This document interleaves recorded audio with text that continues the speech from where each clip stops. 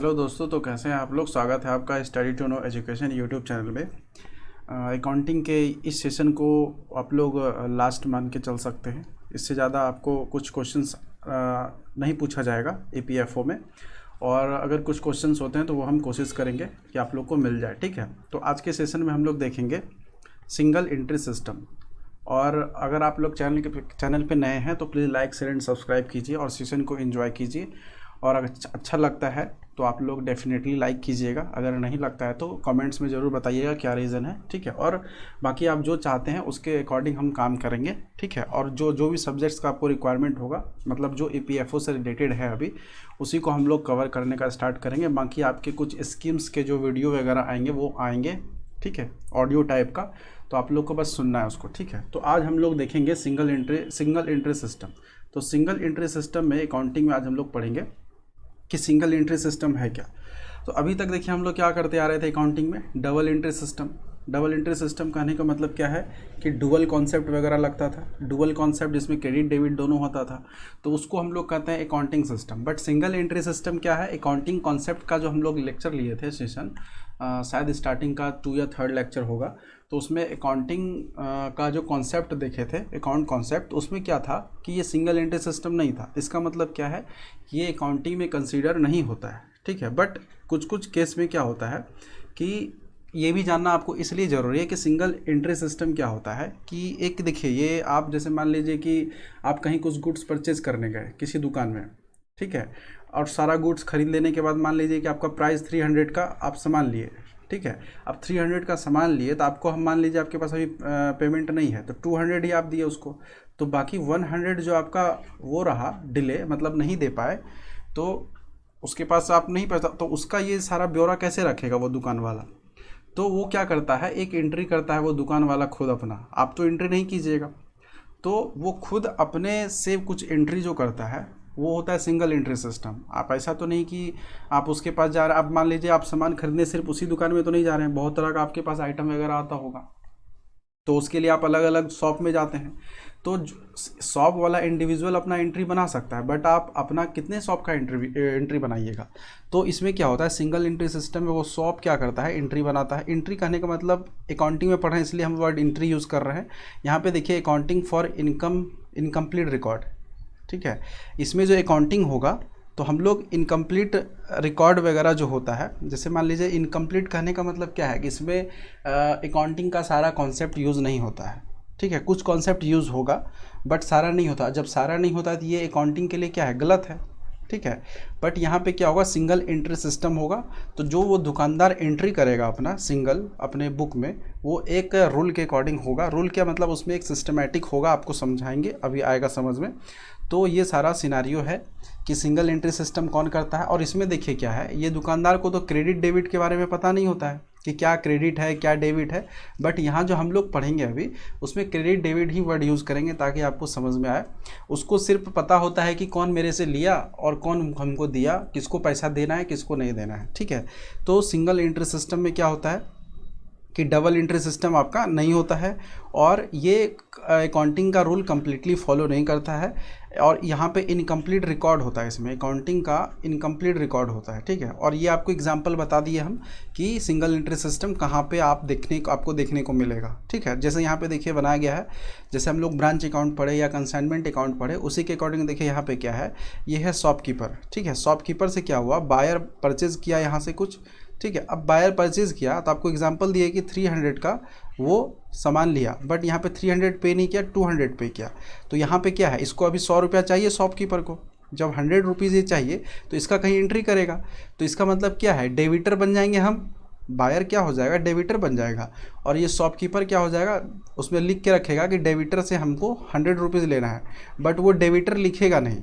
But यहाँ पे आपको समझाने के लिए या खुद समझने के लिए आपको यहाँ पे डेबिटर वर्ड हम यूज़ किए हैं। ठीक है, कि 100 रुपया आपको देना होगा एज ए डेबिटर अकाउंट, क्योंकि हम एक एंट्री बनाएंगे। मान लीजिए कि कभी उस दुकान वाले को ज़रूरत पड़ा कि मेरा कुछ एंट्री कोई आके बना दे, कोई सीए आके, ठीक है, तो वो क्या करेगा कि कहेगा कि उसके पास मेरा उधार है, तो क्या वहाँ पे एंट्री करेगा, उधार 100 रुपीज़, वो रही एंट्री होगा, वहाँ पे क्या होगा, डेबिटर एंट्री होगा। तो ये है आपका सिस्टम। और यहाँ क्या करता है, जब सप्लायर इसको गुड्स देता है तो सप्लायर क्या हो जाता है, शॉपकीपर के लिए क्रेडिटर। सप्लायर क्या हो जाता है, शॉपकीपर के लिए क्रेडिट, क्योंकि यहाँ पे गुड्स इसको दिया है और ये गुड्स का जो पैसा इससे लेना है, तो बायर क्या हो जाएगा इसके लिए, डेबिटर। तो यहाँ पे आपको समझना है कि सप्लायर हो जाएगा आप इसके लिए क्रेडिटर, और यहाँ पे बायर हो जाएगा इसके लिए क्या, डेबिटर। ठीक है, तो क्रेडिटर और डेबिटर का कॉन्सेप्ट यहाँ पे क्लियर है। तो यहाँ पे सिंगल एंट्री सिस्टम में यही बताया गया। और इसमें देखिए क्या होता है कि अगर डुअल कॉन्सेप्ट फॉलो नहीं होगा तो इसमें क्या होगा, जनरल का एंट्री भी नहीं होगा, क्योंकि डुअल कॉन्सेप्ट फॉलो नहीं है। और जब डुअल कॉन्सेप्ट फॉलो नहीं है और जनरल का एंट्री नहीं बना तो लेज़र का भी एंट्री नहीं बनेगा। और जब लेज़र का नहीं बनेगा तो सारा स्पेसिफिक कोई बुक वगैरह अगर बनाना चाहे तो जब डेबिट क्रेडिट है ही नहीं तो वो भी नहीं बनेगा, स्पेसिफिक बुक का भी एंट्री नहीं बनेगा। तो और इसमें प्रॉफिट लॉस अकाउंट भी नहीं बनता है। ठीक है, प्रॉफिट लॉस अकाउंट भी नहीं बनता है। अच्छा, नेक्स्ट वाले स्लाइड में है, तो इसमें देखिए क्या क्या नहीं बनता है। इसमें देखिए जनरल एंट्री नहीं बनता है, लेज़र भी नहीं बनता है, स्पेसिफिक बुक भी नहीं बनता है, ट्रायल बैलेंस भी नहीं बनता है, प्रॉफिट लॉस अकाउंट भी नहीं बनता है, बैलेंस शीट भी नहीं बनता है। तो सिंगल एंट्री सिस्टम में क्या क्या नहीं होता है, आपको क्वेश्चन दे सकता है। आप single entry system, entry word देख के कंफ्यूज रहेंगे, एंट्री तो करना है ही, तो उसमें कैसे नहीं बनेगा क्रेडिट डेबिट। तो यहाँ पे सिंगल एंट्री है, दोनों साइड से नहीं हो रहा है, मतलब कोई दे रहा है कोई ले रहा है नहीं, बट वो खुद अपना एक पर्सनल एंट्री कर रहा है। ठीक है, ठीक है, यहाँ पे तब इसमें बैलेंस शीट भी नहीं बनता है, प्रॉफिट लॉस भी नहीं बनता है, ट्रायल बैलेंस भी नहीं बनता है, स्पेसिफिक बुक, लेज़र, जनरल, ये सब कुछ नहीं बनता है। मगर हाँ, फिर भी हम यहाँ पे एंट्री करेंगे तो उसमें हम लोग देखेंगे कि हर एक ईयर में इसका क्या प्रॉफिट होता है, क्या लॉस होता है, उसका समझने का कोशिश करेंगे। कि जैसे यहाँ पे हम टेबल बनाए आपको समझाने के लिए, तो इसमें बस समझना है। और ये जब आप समझ लिए तो सिंगल एंट्री सिस्टम आपका क्लियर हो गया, तो हम आपको वो बताएंगे। ठीक है, तो सिंगल एंट्री सिस्टम में आपको समझ में आ गया कि काम कहाँ पे हो रहा है, मतलब कोई शॉप में हो रहा है और ये कोई इंडिविजुअल, कोई एक आदमी वो इसको रखता है। ठीक है, और इसमें क्या बताना था आपको कि ये अकाउंटिंग का रूल साला फॉलो नहीं करता है। ठीक है, फिर भी हम इसको पढ़ते हैं। अब यहाँ पे देखिए क्या है, आपके सामने देखिए यहाँ पे क्या है, statement of affair. Statement of affair में देखिए क्या है, एक यहाँ पे डेट आपको अलग दिख रहा होगा, 1/1/2021 और यहाँ पे 31/21। ठीक है, इसमें देखिए टोटल 1 ईयर का गैप है। तो एक साल के बाद वो कितना इन्वेस्ट किया और कितना आउटपुट आया, तो उसमें हम लोग यहाँ पे देखेंगे कि कितना उसको प्रॉफिट हुआ, कितना लॉस हुआ, और उसके बाद हम लोग देखेंगे कि उस दुकान का क्लोजिंग कैपिटल कितना आया। यहाँ पे जो हम फॉर्मूला लिखे ये सब भी आपको भी बताएंगे। ठीक है, तो अब देखिए क्या होगा, दुकान वाला कभी कभी क्या करेगा कि कोई आप आदमी उससे पूछने आया, मान लीजिए किसी को रखा हुआ अपना सारा डाटा बनाने के लिए। ठीक है, तो वो क्या करेगा, अपना सारा डाटा बताएगा, तो उससे पूछेगा कि आप जो दुकान खोले हैं तो जिस बिल्डिंग में खोले हैं उसमें आपका कितना खर्च आया है, तो मान लीजिए इतना रुपया बताया। ठीक है, और फिर मान लीजिए कि अगर आप कुछ चेयर टेबल जो रखे हैं जिस पे आप बैठते हैं, जो यूज़ करते हैं, वो उसमें कितना खर्च किए हैं आप, तो ये बताएगा। और कहेगा जो आप फ्रिज वगैरह रखे हैं तो उसमें कितना रुपया आपका खर्च हुआ है, तो वो बताएगा 10,000 के आसपास। सब डेट देखिए क्या है, एक एक का बात है, जब वो स्टार्ट किया है, इनिशिएट किया है। ठीक है, इसको हम लोग कहते हैं स्टेटमेंट ऑफ अफेयर। ठीक है, इसको स्टेटमेंट ऑफ अफेयर कहते हैं। और एक आपका आता है statement of profit and loss.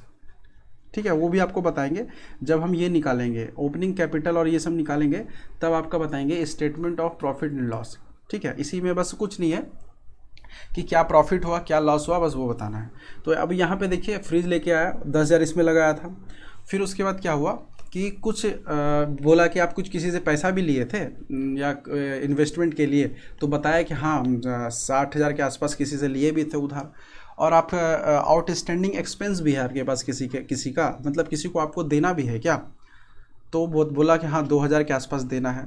फिर उसके बाद बोला कि आपको किसी से पैसा मिलना भी है क्या, क्या कोई डेबिटर आपको पैसा नहीं दिया है, तो बोलेगा हाँ 40 लाख के आसपास मेरा डेबिट में है। तो और यहाँ पे कुछ कैश भी आप इन्वेस्ट किए हैं या कैश अभी आपके पास है, इन्वेस्ट नहीं, कैश अभी आपके पास जो कुछ कमाए हैं, कुछ आपके पास अभी दुकान में कैश भी है, तो बोलेगा हाँ 15,000 के आसपास हमारे पास कैश है। ठीक है, और कुछ स्टॉक कहेगा कि कुछ स्टॉक वगैरह भी करके रखे होंगे आप, स्टॉक इन द सेंस कि जो भी आपके दुकान में सामान सब है। ठीक है, जो स्टॉकेज बना के रखें आप दुकान में। ठीक है, तो मतलब ये फर्नीचर और फ्रिज सब ये सब हटाने के बाद जो कुछ स्टॉक होगा, तो बोलेगा हाँ 80,000 के आसपास हमारे दुकान में सामान है। तो ये सब सारा उसका क्या है, खर्चा है, मतलब ये सब सारा इन्वेस्टमेंट किया है। जब सारा सम किया आप तो इतना रुपया आपको आया। तो इतना रुपया जब आया और उसी बार हम एंट्री बना रहे हैं, तो यहाँ पे बताया कि क्रेडिटर से इतना लिया था तो उसको तो देगा ही, और जो आउटस्टैंडिंग एक्सपेंस था वो भी देना है इसको। तो टोटल 62,000 के आसपास इसको देना है। बट यहाँ पे ये खर्च इतना रुपया किया है, इसका मतलब क्या है, बैलेंस जो बचा है अगर इतना में आप 62,000 घटा दीजिएगा तो मेरा कितना आएगा, जो कैपिटल ये इतना रुपया लगाया होगा 6,33,000 के आसपास ये पैसा लगाया था, और क्रेडिटर से लिया था 60,000 और 2,000 62,000 कुछ किसी से लिया था तो उसको भी देना है। तो टोटल यहाँ पे देखिए बैलेंस हो गया। तो यहाँ पे देखिए सिंगल एंट्री सिस्टम है, ये सिर्फ उसी के दुकान का बात हो रहा है। तो ये है आपका 1 तारीख का एंट्री। फिर उसके बाद जब 1 साल बीत गया तो यहाँ पे देखिए फिर से एंट्री आया, तो फिर से कहा कि आप इसमें कैपिटल कितना, पहले देखा कि बिल्डिंग का वैल्यू क्या होगा, 1 साल के बाद उसका डेप्रिसिएशन हो गया अगर बिल्डिंग का वैल्यू 5% से, तो बिल्डिंग का वैल्यू कितना था पहले 5 लाख के आसपास, उसमें 5% घट गया तो बिल्डिंग का वैल्यू कितना बचा, इतना। ठीक है। फिर उसके बाद जो बोला कि फर्नीचर में डेप्रिसिएशन भी हुआ आपका, क्योंकि 1 साल बीत गया तो फिर इतना वैल्यू बचा। फिर कहा कि अगर आप फ्रिज वगैरह रखे हैं तो उसमें भी कुछ वैल्यू डिप्रिसिएशन होगा, क्योंकि फ्रिज है ख़राब वगैरह भी होता होगा, तो डिप्रिसिएशन थोड़ा ज़्यादा ले लिए हैं, तो इसमें 8,000 रुपये के आसपास बचा। फिर उसके बाद देखिए क्या है कि जो डेबिटर था, उस समय डेबिटर था 40,000 जिससे लेना था, बट वो डेबिटर से रिकवर सिर्फ 10,000 हुआ। अभी भी डेबिटर आपका 30,000 के आसपास बचा है, तो ये भी आपको उससे लेना है। और यहाँ पे देखिए क्या है, स्टॉक में आप जो रखें वो अभी आपका स्टॉक है 70,000 का, और कैश आपके पास है 35,000। तो ये सब जो है आपका अभी प्रेजेंट का वैल्यू जब 1 साल बीत गया, मतलब 31 दिसंबर का बात है। और यहाँ पे आपके पास देखिए क्या है, क्रेडिटर को आपको कितना देना है इस बार 20,000 के आसपास। जब क्रेडिटर को इतना देना है तो बचेगा कितना, क्योंकि इसको आप 6,63,000 में अगर 20,000 घटाइएगा तो आपको कितना बचेगा, 64,000, 6,43,000 बचेगा। तो ये आपका क्या है, कैपिटल। तो यहाँ पे आपका कैपिटल डिफाइंड हो गया कि कितना बचा, मतलब 1 साल के बाद क्या हुआ कि आपका डेप्रिसिएशन हुआ। तो डेप्रिसिएशन होने के बाद और जो भी आपके पास करंट में अवेलेबल है या किसी से लेना है या कितना स्टॉक है, वो सारा जोड़ने के बाद आपका 6,63,000 आया, और उसमें से आप क्रेडिटर को 20,000 दीजिएगा तो आपके पास कैपिटल कितना लगा, 6,43,000। तो आपको कैपिटल यहाँ पे फिर से निकल गया, और यहाँ पे दोनों को ऐड कीजिएगा तो यहाँ पे देखिए दोनों इक्वल हो गया। तो यहाँ पे देखिए इक्वल तो हो गया। यहाँ पे हम लोग क्या किए, एंट्री का अकाउंटिंग का कुछ रूल फॉलो किए, बट सारा रूल फॉलो नहीं हुआ। तो ये हो गया क्या, स्टेटमेंट ऑफ अफेयर। तो इसमें देखिए क्या हुआ कि आपको ओपनिंग कैपिटल जब आप ओपनिंग किए थे तो उस समय आपका कितना था, 1 तारीख को ओपनिंग कैपिटल 6,33,000। ठीक है, ओपनिंग कैपिटल था आपका 6,33,000, बट यहाँ पे जब क्लोज कर रहे हैं आप 1 साल के बाद तो यहाँ पे 6,43,000। ठीक है, इसका मतलब क्या है, statement of profit loss account में ओपनिंग कैपिटल अगर बात किया जाए तो आपका था 6,33,000। ठीक है, और क्लोजिंग कैपिटल का अगर बात किया जाए, closing capital, opening capital, closing capital, ठीक है, तो उसमें आपका क्या हो गया, 6,43,000 के आसपास बना। तो इसमें देखिए आपको क्या प्रॉफिट नहीं हुआ, 1 साल में आपको क्या प्रॉफिट हुआ, 33,000 था, 33,000 था, 43,000, तो यानी कि 10,000 के आसपास का आपको प्रॉफिट हुआ। ठीक है, 6,33,000 आप लगाए थे फर्स्ट ईयर, और अभी भी आपके पास कैपिटल आप इन्वेस्ट किए हैं 6,43,000, और आपका क्लोजिंग कैपिटल हो गया 6,43,000 का, और पहले आप लगाए थे 6,33,000, तो आपके पास कैपिटल का कितना प्रॉफिट हुआ, इतना हुआ। तो ये इसको हम इस तरह से जो लिख दिए, तो ये हो गया क्या, statement of profit and loss. और इस तरह से जो हम लोग टेबल बना के देखे हैं इसको कहते हैं हम लोग स्टेटमेंट ऑफ अफेयर। 1 साल में मेरा क्या वैल्यू निकला, कितना कैपिटल गया, क्या डिप्रिसिएशन हुआ, तो इस तरह के सारे सिस्टम को कहते हैं स्टेटमेंट ऑफ अफेयर। और नीचे देखिए यहाँ पे हम आपको एक फार्मूला लिखे हैं। अब यहाँ पे देखिए क्या, इसको अगर आप लगा लेते हैं तो आपका क्लोजिंग कैपिटल या ओपनिंग कैपिटल, क्वेश्चन में जो भी कहे निकालना वो आप निकाल सकते हैं, या न्यू कैपिटल। ठीक है, तो क्वेश्चन उसके अकॉर्डिंग दिया रहेगा, मतलब 1 2 3 4 5 वैल्यू है, 5 में से कोई 4 दिया रहेगा, आपको कहेगा कि कोई एक निकाल दीजिए। ठीक है, अब जैसे यहाँ पे देखिए ओपनिंग कैपिटल, ओपनिंग कैपिटल कितना है आपका, ओपनिंग कैपिटल अगर देखा जाए तो 63 वाले ये 6,33,000 है ओपनिंग कैपिटल। फिर न्यू कैपिटल अगर बात किया जाए तो वो कितना है, न्यू कैपिटल, न्यू कैपिटल आप कहाँ से देखिएगा, न्यू कैपिटल मान लीजिए कि इसमें न्यू कैपिटल लगाया है, यहाँ पे मान लीजिए आप 30 30,000 के आसपास न्यू कैपिटल लगाया है, और इसमें से क्या हुआ कि एक साल में जो ट्रांजैक्शन हुआ उसमें तो कुछ तो न्यू कैपिटल लगाया होगा, तभी तो वो एक साल तक चला। तो न्यू कैपिटल यहाँ पे एजम्पशंस ले लीजिए, न्यू कैपिटल आपका 30,000 मान लीजिए, और आपका मान लीजिए आप कुछ पैसा भी निकाले होंगे, तो उसमें भी मान लीजिए आपका पैसा निकला है कितना, 70,000 के आसपास, ठीक है। और इसमें क्या हुआ, कुछ कैपिटल न्यू कैपिटल आपका कितना हो गया, आप यहाँ पे हम आपको सॉल्व करके बता देते हैं इस इक्वेशन से। तो आपका ओपनिंग कैपिटल कितना हो गया, 6,33,000, ठीक है। और न्यू कैपिटल कितना हो गया आपका, इसमें आप जो इंट्रोड्यूस किए कैपिटल 30,000, ठीक है, 30,000 के आसपास इंट्रोड्यूस करें। और उसमें ड्राइंग कितना किए, ड्राइंग किए तो आपको माइनस होगा, तो ड्राइंग किए आप 70,000 के आसपास, ठीक है, 70,000 के आसपास ड्राइंग किए। और उसके बाद नेट प्रॉफिट एंड लॉस आपका कितना आया, वो अगर मान लीजिए आपको नहीं पता है नेट प्रॉफिट एंड लॉस कितना होगा, तो वो आपको मान लीजिए यहाँ पे मान लीजिए x, और यहाँ पे क्लोजिंग स्टॉक कितना है आपका 64, क्लोजिंग कैपिटल जो क्लोजिंग हुआ आपका 6,43,000 में, ठीक है। तो ये है आपका 6,43,000, ठीक है। तो ये सब सारे को आप सॉल्व कीजिएगा, तो x का जो वैल्यू आएगा तो वो आप देख लीजिएगा, जो भी आपका x का वैल्यू आता है नेट प्रॉफिट या लॉस, तो वो आपका लगभग आ जाएगा 5,000 के आसपास, 50,000 के आसपास, ठीक है। तो ये आपका है क्या, सारा ये जो फार्मूला लगाया गया है इस पे according profit and loss, net profit और नेट लॉस आपको कितना मिला। तो ये फार्मूला आपको याद रखना है, हो सकता है इसी फार्मूला से कुछ क्वेश्चन बना दे, ठीक है। Opening capital plus new capital, आप अपने आप को खुद समझिएगा, आप शॉपकीपर हैं तो आप पैसा लगाए और उसमें कुछ पैसा और लगाए एक साल के ड्यूरेशन में, और फिर उसके बाद कुछ पैसा आप निकाल भी लिए, तो ड्राइंग कीजिएगा, घटाइएगा और उसमें प्लस कर देंगे नेट प्रॉफिट, तब ना होगा आपका क्लोजिंग स्टॉक, क्लोजिंग कैपिटल। तो ये आपको समझना है। तो ये था आपका सारा क्या, single entry system. Single entry system में क्या होता है, सिर्फ एक कोई एंट्री करता है, ठीक है, और उसके बाद आपको ये सारा आपको टेबल ये समझाने के लिए बनाया गया था, थोड़ा सा मेहनत लगा है, तो आप लोग इसको अच्छे से एंजॉय कीजिए और इससे कुछ आउटपुट लीजिए। और आपको नहीं समझ में आया तो फिर से वीडियो देखिए, ठीक है, ज़रूर समझ में आएगा। और चैनल के साथ बने रहें, और आपको एग्ज़ाम में जो क्वेश्चंस वगैरह आएंगे उसका हम देखते हैं, कुछ कोशिश करेंगे, ट्राई करेंगे, ठीक है। थोड़ा सा समय नहीं रह पाता है, और हम कोशिश ही करते हैं कि आप लोग को भी अच्छा मिले और सारा कुछ रेडी हो जाए, ठीक है।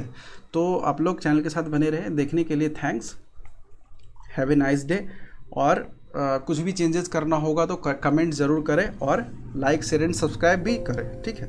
Have a nice day.